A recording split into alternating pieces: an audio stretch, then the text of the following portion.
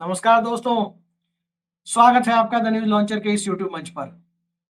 दोस्तों, बहुजन समाज पार्टी की सुप्रीमो मायावती अचानक से सोशल मीडिया के माध्यम से अपनी राजनीतिक सक्रियता को बढ़ाती हुई दिखाई दे रही हैं।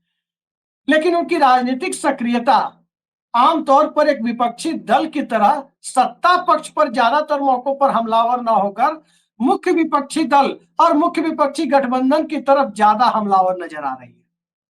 वो फूट डालो और राज करो की नीति के लिए कांग्रेस पार्टी को दोष दे रही है। वो सुप्रीम कोर्ट के निर्णय के बाद दक्षिण भारत के राज्यों को लेकर के सवाल उठा रही हैं कि उन राज्यों में क्या सुप्रीम कोर्ट की संविधान पीठ की मंशा के अनुरूप उन राज्यों में वर्गीकरण किया जाएगा।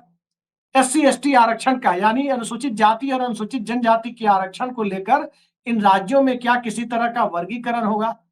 ये तमाम सवाल जब वो उठा रही हैं तो उसके बाद ये सवाल उठना लाजमी हो जाता है कि आखिर बसपा सुप्रीमो की राजनीतिक मंशा क्या है, वो चाहती क्या है, उनकी सियासत किस दिशा में जा रही है।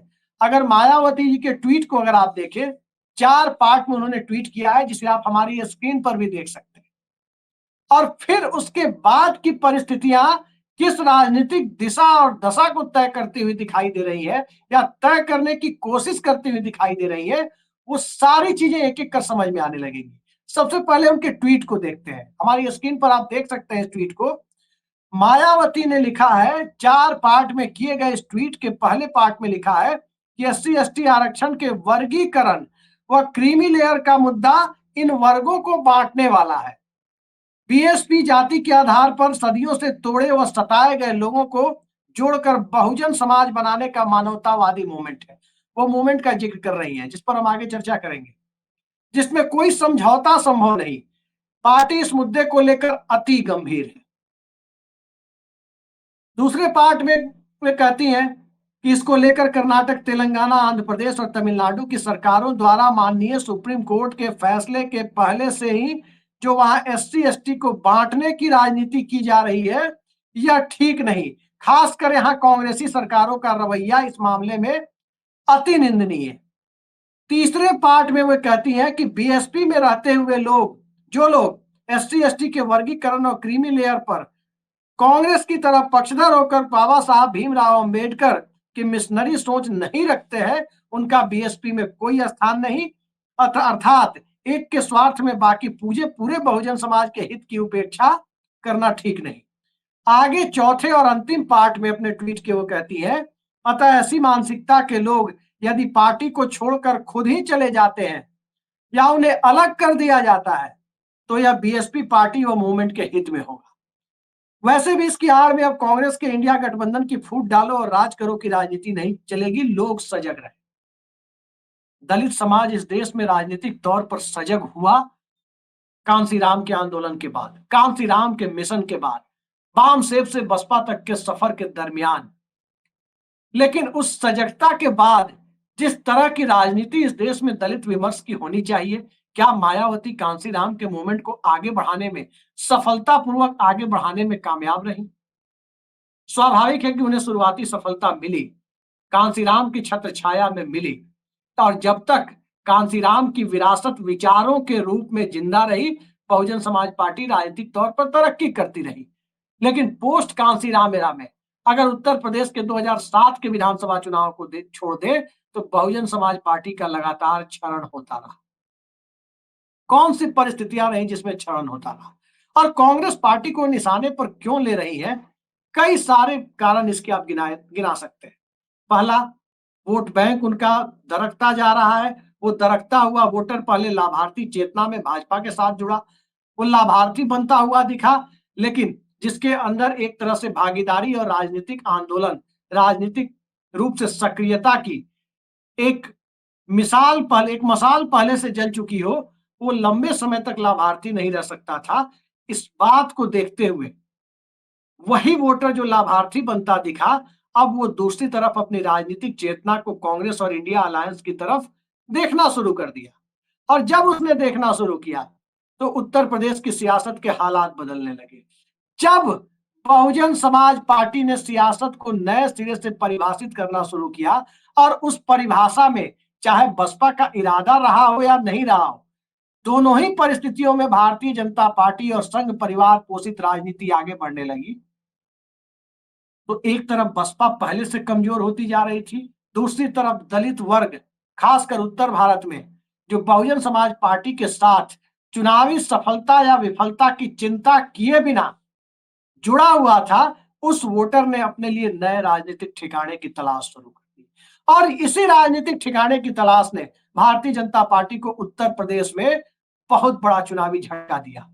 कांग्रेस पार्टी स्वाभाविक है कि दलित वोटरों के लिए, इंडिया अलायंस में समाजवादी पार्टी के लिए, अखिलेश यादव के लिए एक गारंटर के तौर पर खुद को रखती हुई नजर आई।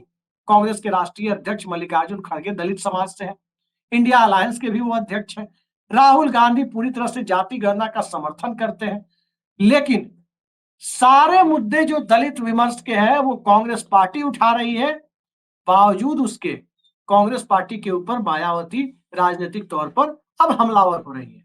उनकी राजनीतिक सक्रियता कब कहां रही पिछले 5-6 सालों में, वो बताने की जरूरत नहीं है।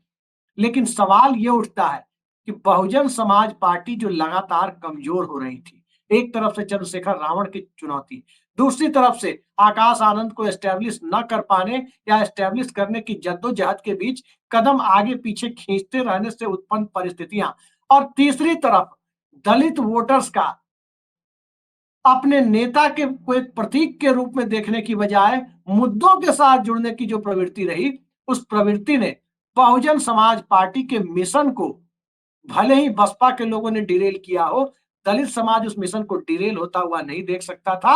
और अब की परिस्थितियों में वो कांग्रेस पार्टी या इंडिया अलायंस के साथ मूव करता हुआ दिखा, जिस वजह से कांग्रेस पार्टी के ऊपर मायावती के लगातार एक के बाद एक अलग अलग मौके पर इंडिया अलायंस को लेकर, कांग्रेस को लेकर जो लगातार आलोचनात्मक ट्वीट आप देख रहे हैं, आलोचनात्मक राजनीतिक भाव भंगिमा जो आप देख रहे हैं, उससे साफ जाहिर होता है कि जब मायावती के वोट बैंक को भारतीय जनता पार्टी लेकर जा रही थी, राजनीतिक रूप से उनकी सक्रियता कम हो रही थी, सपा बसपा गठबंधन जब पूरी तरह से हुआ तो जमीन पर वो गठबंधन 2019 में दिखा नहीं, नतीजा फिर भी भाजपा जीत गई।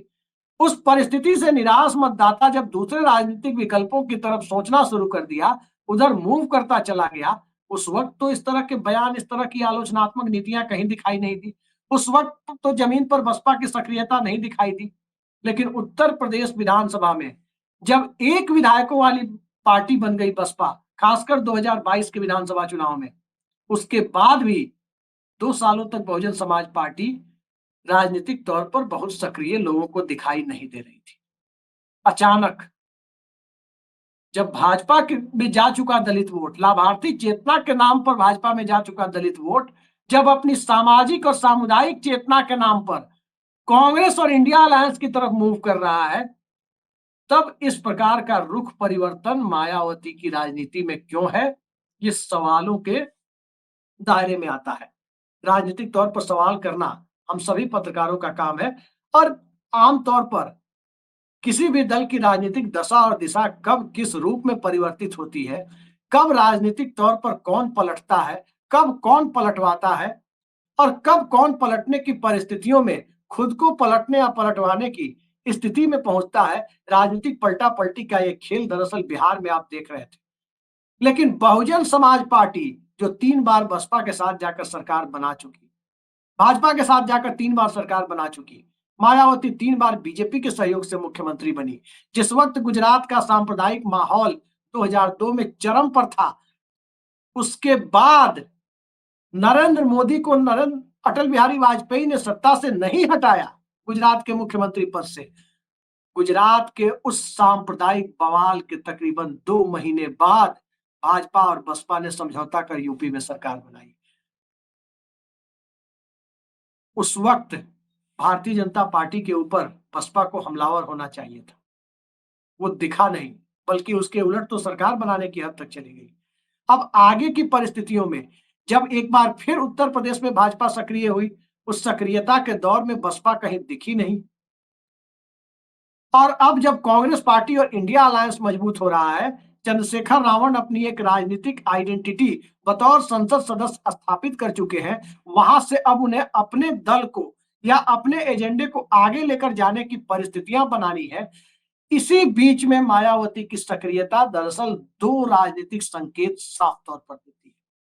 पहला कि बसपा की विरासत आकाश आनंद को क्या एक लुटी पिटी विरासत मिलेगी, वोट बैंक खिसक चुकी विरासत मिलेगी, या वाकई वैसी विरासत मिलेगी जैसी विरासत कांसीराम ने मायावती को सौंपी थी। ये एक सवाल है कैडर की तरफ से भी, दलित विमर्श को काफी शिद्दत से महसूस करने वाले लोगों की तरफ से भी, वोटर्स की तरफ से भी। दूसरी बात ये कि क्या भारतीय जनता पार्टी ये मान चुकी है कि जो लोकसभा चुनाव में दिखा वो ट्रेलर था, जैसे बंगाल में 2009 के लोकसभा चुनाव में जो नंदीग्राम के बाद दिखा वो ट्रेलर था और 11 में पूरी स्क्रिप्ट विधानसभा में सामने आई। क्या उसी तरह यूपी में लोकसभा का ट्रेलर विधानसभा में ज्यादा बड़े कैनवास पर दिखाई देने वाला है? इंडिया गठबंधन एक तरफा स्वीप करने की स्थिति में तो जाने वाला नहीं है। ये हालात तो कहीं नहीं बन रहे। तो क्या उस स्थिति में भारतीय जनता पार्टी ने हथियार डाल दिए हैं, राजनीतिक हथियार, और उसके बाद अब उत्तर प्रदेश की सियासत को खुला छोड़ दिया है ताकि कम से कम त्रिकोणीय मुकाबले की सूरत ही बने, जिस त्रिकोणीय मुकाबले में भारतीय जनता पार्टी आज की स्थिति से बेहतर स्थिति में पहुंच सके? लेकिन बात हम भाजपा की नहीं, बसपा की कर रहे हैं। लेकिन बसपा की राजनीतिक निष्क्रियता से फायदा भाजपा को होता है और बसपा की राजनीतिक सक्रियता से घाटा भाजपा को हो रहा है। तो बसपा की सक्रियता अगर इस रूप में जब दलित वोटों का बड़ा हिस्सा इंडिया अलायंस की तरफ मूव कर रहा है और अब जो बसपा की सक्रियता दिख रही है, तो स्वाभाविक है कि इसका फायदा नरेंद्र मोदी के नेतृत्व वाली भाजपा को होने के चांसेस ज्यादा दिख रहे हैं। और ये बात उत्तर प्रदेश का दलित वर्ग भी समझता है। आज की तारीख में अगर उत्तर प्रदेश में दलित मुस्लिम मतदाता एक प्लेटफॉर्म पर आ जाए तो कोई भी सियासत हो सकती है, कुछ भी संभव है।